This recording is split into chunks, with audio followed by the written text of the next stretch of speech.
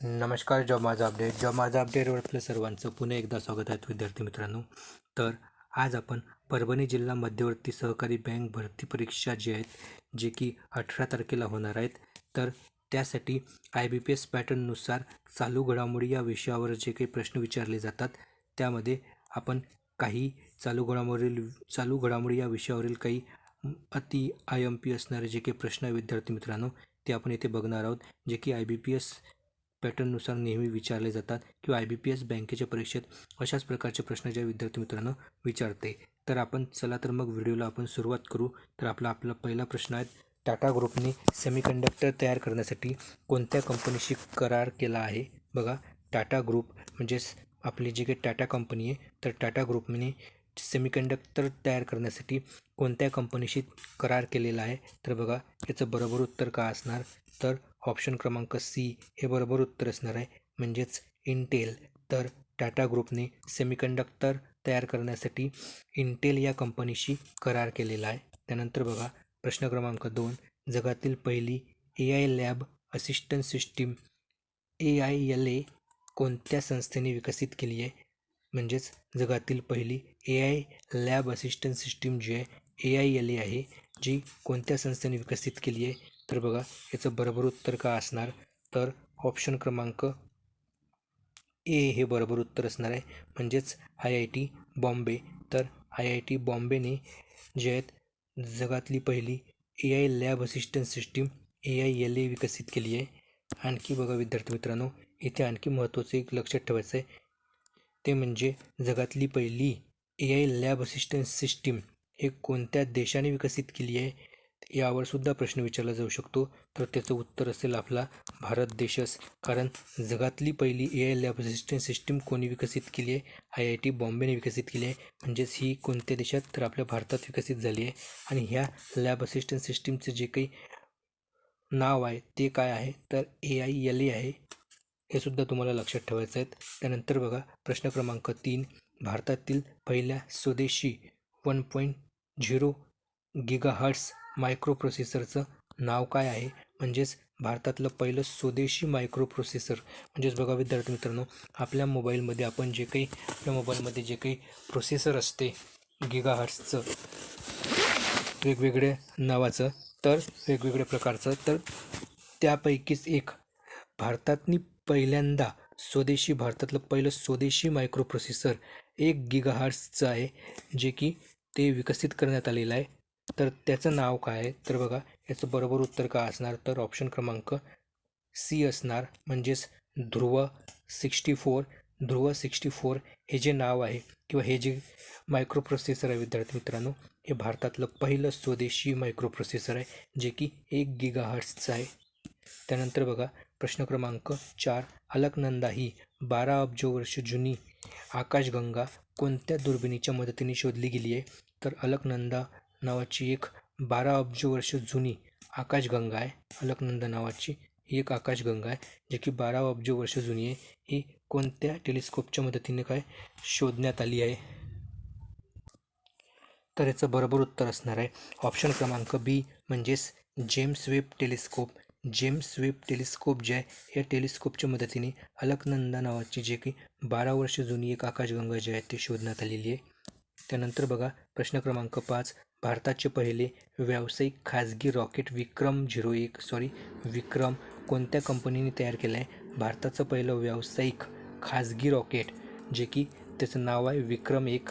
तर विक्रम-1 हे कोणत्या कंपनीने तयार केलेलं आहे? तर बघा, याचं बरोबर उत्तर काय असणार? तर ऑप्शन क्रमांक बी, म्हणजेच स्कायरूट एरोस्पेस. तर स्कायरूट एरोस्पेस या प्रायव्हेट कंपनीने भारतातलं पहिलं खाजगी रॉकेट म्हणजेच विक्रम-1 हे तयार केलेलं आहे. त्यानंतर बघा, प्रश्न क्रमांक 6, बिरसा 101 ही जीन थेरपी कोणत्या आजारासाठी विकसित करण्यात आली आहे? बिरसा 101 ही जीन थेरपी कोणत्या आजारासाठी विकसित करण्यात आली आहे? तर बघा, याचं बरोबर उत्तर असणार आहे ऑप्शन क्रमांक सी हे बरोबर उत्तर असणार आहे. त्यानंतर बघा, प्रश्न क्रमांक 7, इंद्रजल रेंजर हे कोणत्या प्रकारचे वाहन आहे? तर बघा, याचं बरोबर उत्तर काय असणार? तर ऑप्शन क्रमांक सी हे बरोबर उत्तर असणार, म्हणजेच अँटी ड्रोन पेट्रोल वाहन. हे जे आहेत इंद्रजल रेंजर हे जे वाहन आहे अँटी ड्रोन पेट्रोल व्हेकल प्रकारचं जे काही वाहन आहे का हे जे काही व्हेकल आहे विद्यार्थी मित्रांनो इंद्रजल रेंजर ही अँटी ड्रोन पेट्रोल प्रकारची आहे. त्यानंतर बघा प्रश्न क्रमांक 8 गुगलने त्याचे सर्वात मोठे AI हार्डवेअर सेंटर कोठे उघडले आहे? गुगलने त्याचे सर्वात मोठे AI हार्डवेअर सेंटर जे ते कोठे उघडले आहे? तर बघा याचं बरोबर उत्तर का असणार? तर ऑप्शन क्रमांक डी म्हणजेच तायवान. तर तायवान या देशामध्ये गुगलने त्याचे सर्वात मोठे AI हार्डवेअर सेंटर जे आहे ते उघडलेले आहे, म्हणून बरोबर उत्तर असणार तायवान. त्यानंतर बघा प्रश्न क्रमांक 9 भारताचे पहिले टेस्ला सेंटर कोणत्या शहरात उघडले जाईल? भारताचं पहिलं टेस्ला शहर जे आहे हे कोणत्या शहरात उघडले जाईल? Tesla centre. तर याचं बरोबर उत्तर काय असणार? तर ऑप्शन क्रमांक सी हे बरोबर उत्तर असणार आहे. म्हणजेच गुरुग्राम हे जे म्हणजे ह्या शहरामध्ये भारताचं पहिलं टेस्ला सेंटर जे आहे ते उघडण्यात येणार आहे. त्यानंतर बघा प्रश्न क्रमांक 10 भारतातील पहिले क्वांटम डायमंड मायक्रोस्कोप कोठे लॉन्च करण्यात आलेले आहे? भारतातील पहिला क्वांटम डायमंड मायक्रोस्कोप जो आहे ते कोठे लॉन्च करण्यात आलेला आहे? तर बघा याचं बरोबर उत्तर काय असणार? तर ऑप्शन क्रमांक बी म्हणजेच IIT बॉम्बेमध्ये जे भारतातील पहिलं क्वांटम डायमंड मायक्रोस्कोप जे आहे ते तयार करून लॉन्च करण्यात आलेलं आहे, म्हणून बरोबर उत्तर असणार आहे ऑप्शन क्रमांक बी बॉम्बे IIT बॉम्बे. त्यानंतर बघा प्रश्न क्रमांक 11 भारताची पहिली 3 megawatt vanadium redox flow battery कोठे सुरू करण्यात आली आहे? प्रश्न पुन्हा एकदा आहे का? भारताची पहिली 3 मेगावॅटची व्हॅनेडियम रेडॉक्स फ्लो बॅटरी हे कोठे सुरू करण्यात आली आहे? तर याचं बरोबर उत्तर काय असणार? तर ऑप्शन क्रमांक सी हे याचं बरोबर उत्तर असणार आहे, म्हणजेच नोएडा. तर नोएडामध्ये भारतातली पहिली 3 मेगावॅटची व्हॅनेडियम रेडॉक्स फ्लो बॅटरी जी आहे ती सुरू करण्यात आली आहे. त्यानंतर बघा प्रश्न क्रमांक 12 न्यूरो टेक्नॉलॉजीसाठी जागतिक नैतिक चौकट कोणत्या संस्थेने स्वीकारली आहे? न्यूरो टेक्नॉलॉजीसाठी जागतिक नैतिक चौकट ही कोणत्या संस्थेने स्वीकारली आहे? तर बघा याचं बरोबर उत्तर काय असणार? तर इथे 4 ऑप्शन दिलेले आहेत WHO, युनेस्को, UNDP आणि वर्ल्ड बँक. तर याचं बरोबर उत्तर काय असणार? तर ऑप्शन क्रमांक बी म्हणजेच युनेस्को जे आहे यांनी न्यूरो टेक्नॉलॉजीसाठी जागतिक नैतिक चौकट जे आहे ते काय तर स्वीकारली आहे, ज्याचं हेडक्वार्टर जे आहे ते पॅरिसमध्ये आहे युनेस्कोचं हेडक्वार्टर. त्यानंतर बघा प्रश्न क्रमांक 13 भारताचे पहिले एंड टू एंड बघा हे काय विद्यार्थी मित्रांनो? हे आहे एंड टू एंड. तर भारतातील पहिले end to end silicon carbide semiconductor कोठे उद्घाटन झाले? म्हणजेच भारतातील पहिल्या end to end silicon carbide सेमीकंडक्टरचं उद्घाटन हे कोठे झालं आहे? तर बघा याचं बरोबर उत्तर काय असणार? तर ऑप्शन क्रमांक सी हे बरोबर असणार, म्हणजेच भुवनेश्वर जे शहर आहे ओडिशामधील येथेच end to end silicon carbide semiconductor जे आहे ते काय तर डेव्हलप करण्यात आले आहेत की त्याचं उद्घाटन झालेलं आहे. त्यानंतर बघा प्रश्न क्रमांक 14 ओपन AIने अलीकडे कोणता नवीन ब्राउझर विकसित केला आहे? ओपन AIने अलीकडेच कोणता नवीन ब्राउझर जो आहे तो विकसित केलेला आहे? बघा विद्यार्थी मित्रांनो याचं बरोबर उत्तर काय असणार आहे? तर ऑप्शन क्रमांक बी म्हणजेच ॲटलास. तर ओपन AIने अलीकडेच एक नवीन ब्राउझर लॉन्च केला आहे, त्याचं नाव आहे ॲटलास. त्यानंतर बघा प्रश्न क्रमांक विद्यार्थी मित्रांनो प्रश्न क्रमांक 15 आहे अंटार्क्टिकामधील भारताच्या 4थ्या संशोधन केंद्राचे नाव काय आहे? तर बघा याचं बरोबर उत्तर असणार आहे ऑप्शन क्रमांक डी म्हणजेच मैत्री-2 नाव आहे. तर याचं बरोबर उत्तर असणार आहे डी मैत्री-2. तर अंटार्क्टिकामधील भारताच्या 4थ्या संशोधन केंद्राचं नाव हे मैत्री-2 हे आहे, म्हणजेच मैत्री-2. त्यानंतर बघा प्रश्न क्रमांक 16 संयुक्त राष्ट्राचे AI सेंटर ऑफ एक्सलन्स म्हणून कोणत्या संस्थेची निवड झाली आहे?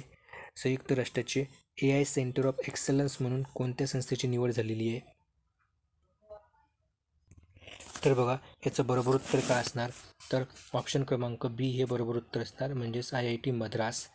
ने AI सेंटर ऑफ एक्सलन्स जे आहे ते IIT मद्रास येथे सुरू करण्यात आलेलं आहे.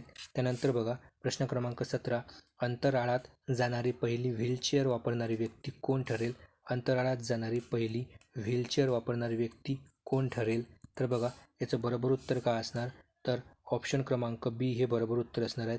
मायकेला बेनथॉस ही जी महिला आहे ही पहिली व्हीलचेअर वापरणारी व्यक्ती आहे जी की ती अंतराळात जाणारी आहे. त्यानंतर बघा प्रश्न क्रमांक 18, इस्रोने 2030पर्यंत कोणती मोहीम मंगळावर उतरवण्याची योजना जाहीर केली आहे? तर इस्रोने 2030पर्यंत कोणती मोहीम मंगळावर उतरवण्याची योजना जाहीर केली आहे? तर बघा याचं बरोबर उत्तर काय असणार आहे? तर ऑप्शन क्रमांक बी हे बरोबर उत्तर असणार आहे, म्हणजेच मंगलयान 2. त्यानंतर बघा प्रश्न क्रमांक 19, भारताचा सर्वात वजनदार कॉमनसॅट CMS-03 कोणत्या रॉकेटद्वारे प्रक्षेपित केला जाईल? भारताचा सर्वात वजनदार कॉमनसॅट CMS-03 हे कोणत्या रॉकेटद्वारे प्रक्षेपित करण्यात आला आहे? तर बघा याचं बरोबर उत्तर काय आहे? तर ऑप्शन क्रमांक सी हे बरोबर उत्तर असेल. LMV-3-M5 हे जे रॉकेट आहे या रॉकेटद्वारे कॉमनसॅट CMS-03 हे काय तर वजनदार एक सॅटेलाईट आहे हे LVM-3M5द्वारे. त्यानंतर बघा प्रश्न क्रमांक 20 आणि आजचा शेवटचा प्रश्न, नासाने सुरू केलेले इंटरस्टेलर मॅपिंग आणि ॲक्सेलरेशन प्रोब ही मोहीम कशासाठी आहे? तर नासाने सुरू केलेली इंटरस्टेलर मॅपिंग आणि ॲक्सेलरेशन प्रोब ही जी मोहीम आहे विद्यार्थी मित्रांनो हे कशासाठी विकसित केली आहे? तर याचं बरोबर उत्तर काय असणार? तर ऑप्शन क्रमांक सी हे बरोबर उत्तर असणार आहे, म्हणजेच आंतरतारकीय अवकाश अभ्यासासाठी जे ते नासाने इंटरस्टेलर मॅपिंग आणि ॲक्सेलरेशन प्रोब ही मोहीम सुरू केलेली आहे. तर बघा विद्यार्थी मित्रांनो, अशाच प्रकारच्या अपडेट्ससाठी चॅनलला अवश्य सबस्क्राईब करायचं आहे तुम्हाला आणि व्हिडिओला लाईक करायचं आहेत आणि व्हिडिओला हाईप पण करायचं आहेत, म्हणजेच तुम्हाला नवीन व्हिडिओ आल्याबरोबर लगेच तुम्हाला काय तर त्याची अपडेट मिळून जाईल. म्हणून विद्यार्थी मित्रांनो तुम्हाला शेवटचं सांगतो, व्हिडिओला लाईक आणि हाईपसुद्धा करायचं आहे. धन्यवाद. जय हिंद, जय भारत, जय महाराष्ट्र.